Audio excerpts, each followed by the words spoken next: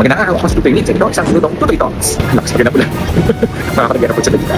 Ngayong Sunday, kapatugtog na classical music with dati from the 60s. In short, mga Jurassic. Meron doon isang kanta si Barbra Streisand na pinapatugtog na dati. Hindi ko na alam kung ano yung kanta. Pero yung lyrics goes like this. There are no mistakes in life, only lessons learned. Naalala ko lang yan, pinanood ko yung week 2 replay ni Coach Joe. Tungkol sa kaibigan ng si Michael. Humingi ng tulong sa kanya. Dating batak, pero tumigil sa pag-gym. Bigyan siya ng Coach Joe ng 3-day workout plan.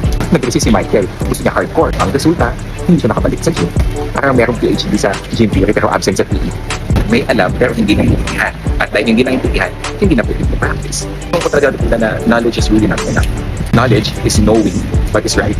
Wisdom is knowing what is right, doing what is right, and executing it. Ang matalino, alam ng tama. Yung marunong, alam ang tama, ginagawa ang tama, at natututo sa pagkakamali. Reminder sa akin to, mahirap yung maraming alam, pero wala namang outcome. At yan ang dadalhin ko ngayong lesson 3 sakto, tungkol sa adjustments. Natuto dun sa mga missteps ko at mag-adjust agad. Dahil sabi ka, dun sa favorite song na tatay ko, there are no mistakes in life, only lessons learned. O, ito na ako. Bye-bye.